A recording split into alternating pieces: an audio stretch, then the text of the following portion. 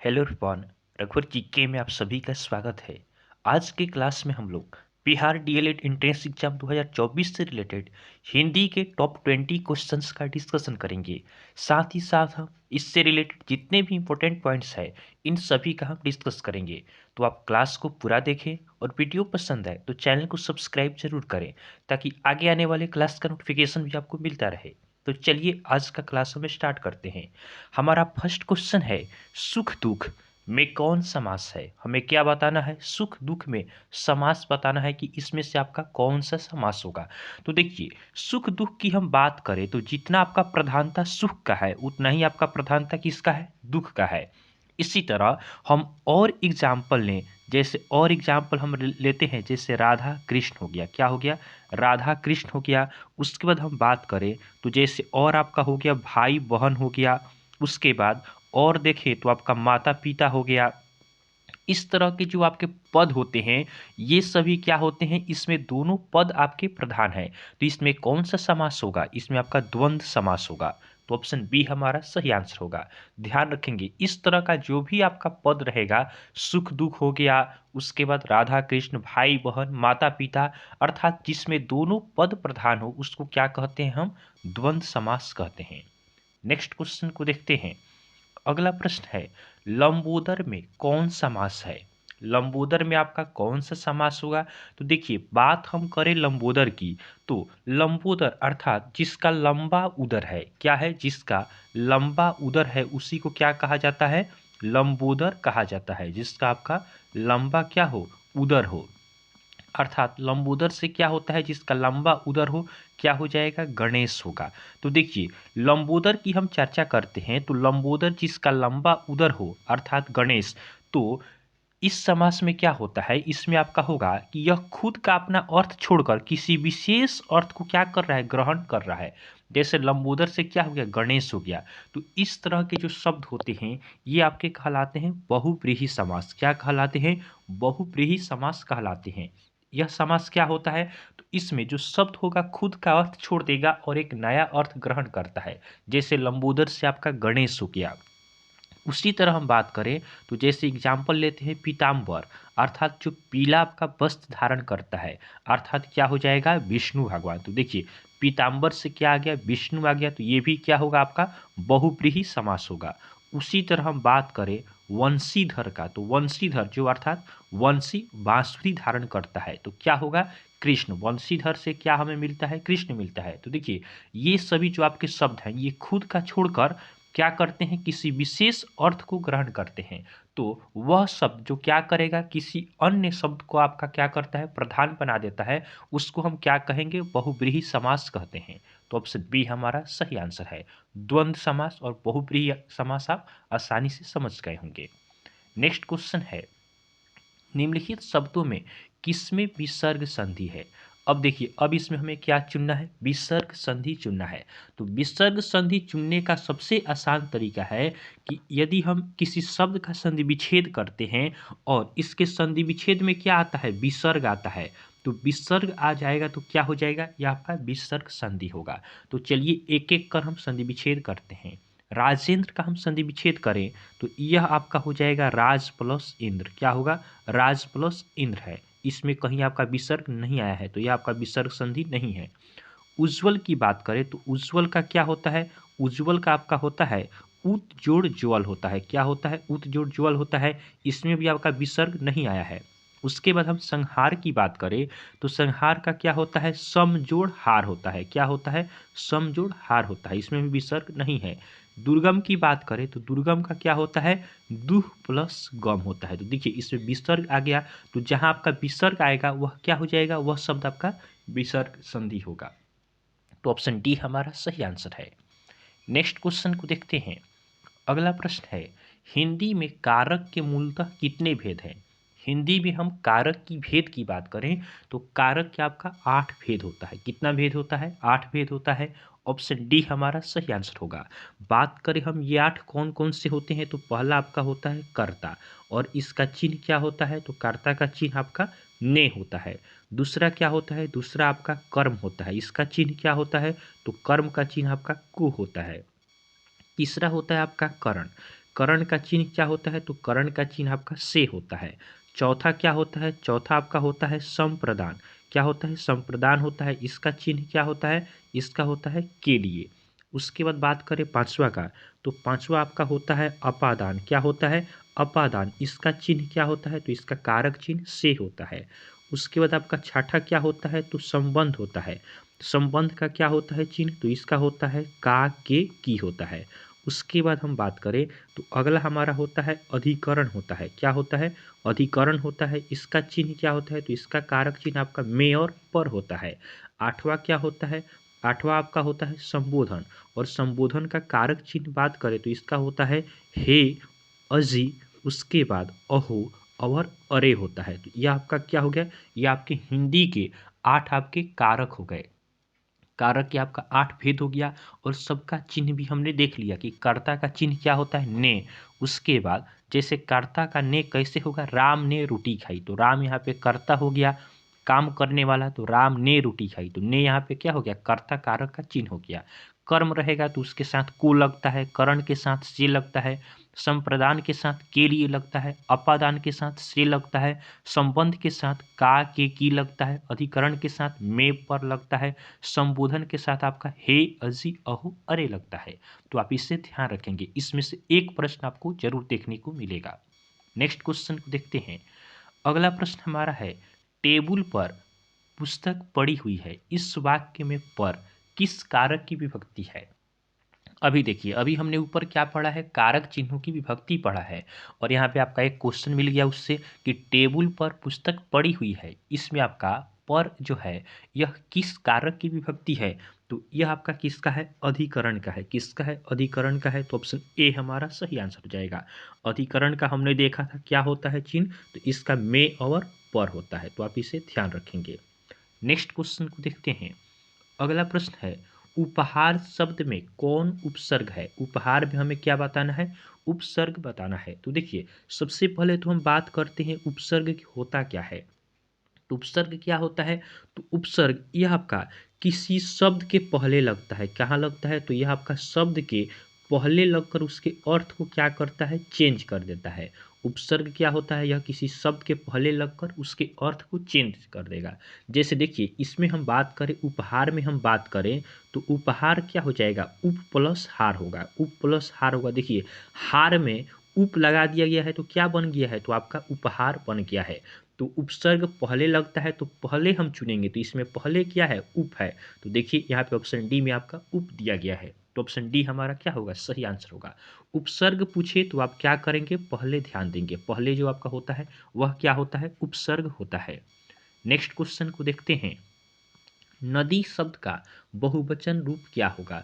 नदी का हमें क्या बताना है? नदी का हमें बहुवचन बताना है। तो नदी, इसका बहुवचन आपका होता है नदिया। क्या होता है? नदिया होता है। तो ऑप्शन बी हमारा सही आंसर होगा।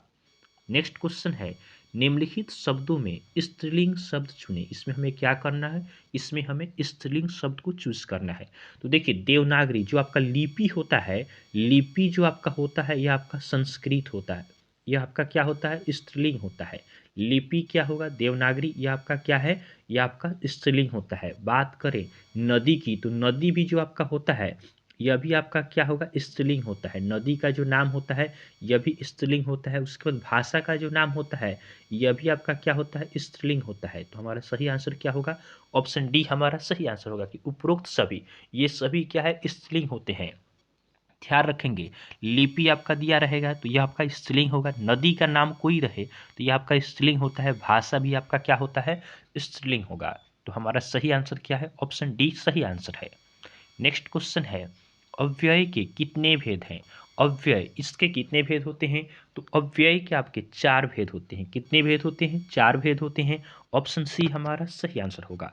ये 4 भेद कौन कौन से होते हैं? तो ये आपके होते हैं क्रिया विशेषण अव्यय। क्या होता है? पहला आपका होता है क्रिया विशेषण अव्यय होता है। दूसरा क्या होता है? दूसरा आपका होता है संबंध बोधक। क्या होता है?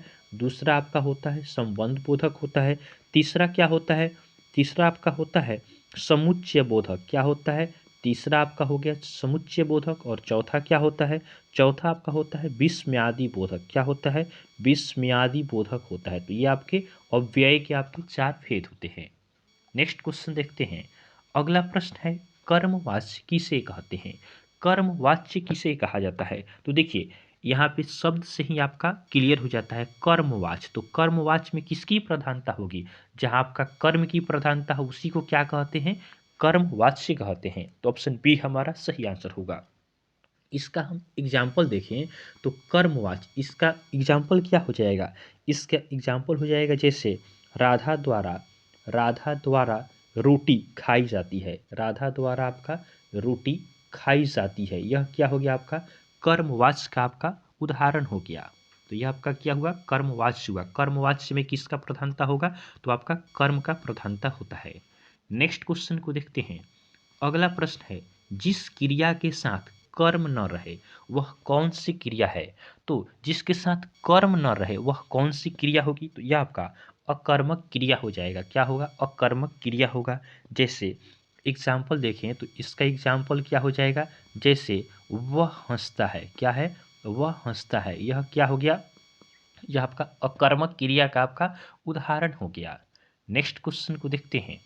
अगला हमारा है, रचना की दृष्टि से क्रिया के कितने भेद हैं। क्रिया के हमें भेद बताना है रचना की दृष्टि से।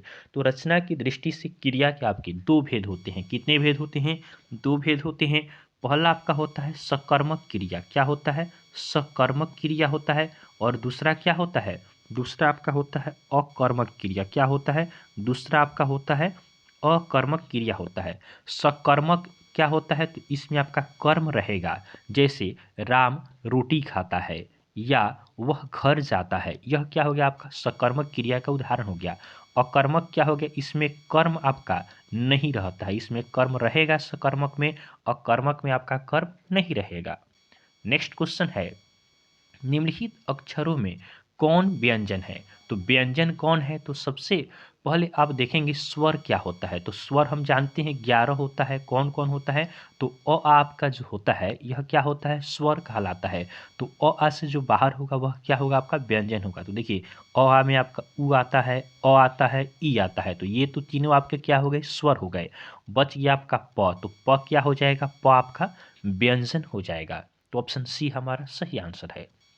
नेक्स्ट क्वेश्चन है, स्पर्श व्यंजन की संख्या कितनी है। स्पर्श व्यंजन इनकी संख्या कितनी होती है, तो स्पर्श व्यंजन इनकी संख्या आपका 25 होता है। कितना होता है, 25 होता है। ऑप्शन बी हमारा सही आंसर होगा। स्पर्श व्यंजन ये कौन कौन होते हैं, तो ये आपका क से लेकर म तक होता है। क ख 5 हो गया, उसके बाद आपका च छ ज झ यह आपका 5 हो गया, उसके बाद ट वर्ग यह आपका 5 हो गया, उसके बाद त वर्ग हो गया और आपका प वर्ग हो गया। ये सभी 5-5 मिलके 25 आपके क्या हो जाते हैं, स्पर्श व्यंजन हो जाते हैं। नेक्स्ट क्वेश्चन है, भाषा किसे कहते हैं। तो भाषा किसे कहा जाता है, भाषा क्या है, भाषा आपका अपने विचार को प्रकट करने का एक माध्यम होता है। भाषा के द्वारा ही, जैसे हम आपसे बात कर रहे हैं, हम आपको पढ़ा रहे हैं, तो किसके माध्यम से पढ़ा रहे हैं, भाषा के प्रयोग द्वारा। तो भाषा क्या होता है, तो यह आपका विचारों को प्रकट करने का एक माध्यम होता है। तो ऑप्शन सी हमारा सही आंसर होगा। नेक्स्ट क्वेश्चन को देखते हैं। अगला प्रश्न है, हिंदी की उत्पत्ति किस भाषा से हुई है। हिंदी की उत्पत्ति किस भाषा से हुई है, तो हिंदी इसकी उत्पत्ति आपका संस्कृत से हुआ है। तो ऑप्शन सी हमारा सही आंसर होगा। हिंदी की उत्पत्ति किस भाषा से हुई है, तो हिंदी की उत्पत्ति आपका संस्कृत से हुआ है। इसके बाद हम ध्यान दें तो आपसे पूछा जाए अगर कि हिंदी आपका किस लिपि में लिखी जाती है। जो हम हिंदी पढ़ते हैं इसकी लिपि क्या है, तो हिंदी की लिपि क्या है, तो इसकी लिपि आपका क्या है, देवनागरी है। आप इसे ध्यान रखेंगे, ये भी क्वेश्चन बन सकता है। अंग्रेजी का आपका लिपि क्या है, तो अंग्रेजी इसका लिपि क्या है, तो अंग्रेजी का लिपि आपका रोमन है। क्या है, रोमन है। उसके बाद बात करें उर्दू की, तो उर्दू की लिपि क्या है, तो उर्दू की लिपि आपका क्या है, फारसी है। तो आप इस तीनों को भी ध्यान रखेंगे, इसमें से भी आपका क्वेश्चन बन सकता है। नेक्स्ट क्वेश्चन को देखते हैं। अगला हमारा है, ख ध्वनि का उच्चारण स्थान क्या है। ख का हमें उच्चारण स्थान बताना है। तो देखिए ख, ख आप बोलते हैं तो इसमें हम किसका प्रयोग करके उच्चारण करते हैं, कंठ के द्वारा हम उच्चारण करते हैं। तो सही आंसर क्या होगा, ऑप्शन ए हमारा सही आंसर होगा। कंठ के द्वारा हम किन किन वर्णों का उच्चारण करते हैं? तो कंठ के द्वारा हम अ का उच्चारण करते हैं, आ का उच्चारण करते हैं, उसके बाद आपका क का करते हैं, ख का, ग का करते हैं, उसके बाद घ का और अंग। इन सभी का उच्चारण हम कंठ के द्वारा करते हैं, तो आप इसे ध्यान रखेंगे। नेक्स्ट क्वेश्चन है, य, र, ल, व को कौन व्यंजन कहते हैं? य, र, ल, व यह आपका कौन सा व्यंजन कहलाता है? तो इसे हम अंतस्थ व्यंजन कहते हैं। क्या कहते हैं? अंतस्थ व्यंजन कहते हैं। य, र, ल, व ये आपके अंतस्थ व्यंजन कहलाते हैं और इसकी संख्या कितनी है? इसकी संख्या आपका 4 है।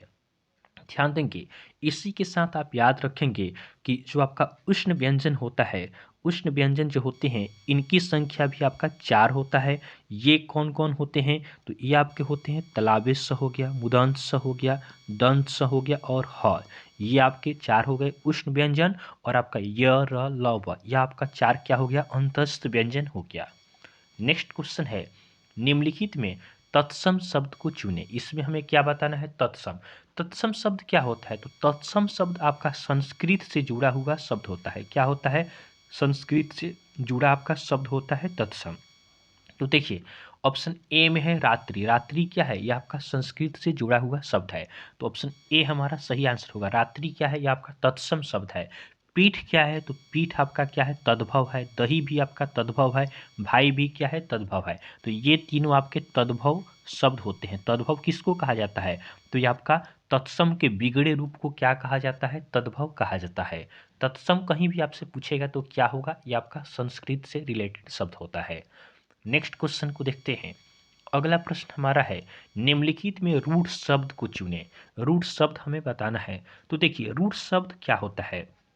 तो रूट शब्द यह आपका होता है कि इसका अगर हम खंड करते हैं, अर्थात रूट शब्द का हम खंड करेंगे या टुकड़ा करेंगे, विच्छेद करेंगे, तो इसका कोई भी अर्थ नहीं निकलेगा। रूट शब्द क्या होता है? देखिए, रूट शब्द अर्थात रूढ़ी व्यक्ति यह आपका काफ़ी रूढ़ होता है। तो जो रूढ़ होता है इसको खंडित करने पर इसका कोई अर्थ ही नहीं निकलेगा। तो चलिए चेक करते हैं इसमें से कौन सा आपका रूढ़ शब्द है। गंगाजल है तो इसको खंडित करें तो गंगा प्लस जल, तो इसका तो अर्थ निकलता है, गंगा का भी अर्थ है, जल का भी अर्थ है। उसके बाद यहाँ पे पीताम्बर देखें तो पीताम्बर भी पीला है वस्त्र जिसका, अर्थात भगवान विष्णु, तो इसका भी अर्थ निकलता है। लेकिन घोड़ा को हम क्या करें? इसका विच्छेद करें तो यह आपका घो और ड़ा आएगा, इसका तो कोई अर्थ ही नहीं आ रहा है। तो यह क्या हो जाएगा? घोड़ा आपका क्या होगा? रूढ़ शब्द होगा। रूढ़ शब्द क्या होता है? इसे खंड करने पर इसका अर्थ नहीं निकलता है, तो आप इसे ध्यान रखेंगे। आज के लिए आपका होमवर्क का क्वेश्चन है, इससे आपको कमेंट करके बताना है इसका आंसर कि त से न तक के वर्ण किस वर्ग में आते हैं। ये आपके किस वर्ग में आते हैं? क वर्ग में आते हैं, त वर्ग में आते हैं, प वर्ग में आते हैं या च वर्ग में आते हैं? ये आपका होमवर्क का क्वेश्चन है, आप इसे कमेंट कर आंसर जरूर देंगे। तो आपको क्लास पसंद आया हो तो आप वीडियो को लाइक करें और चैनल को सब्सक्राइब जरूर करें, ताकि आगे आने वाले क्लास का नोटिफिकेशन आपको मिलता रहे। तो चलिए आज के लिए हम इतना ही रखते हैं, फिर नेक्स्ट वीडियो में आपसे मिलेंगे, तब तक के लिए धन्यवाद।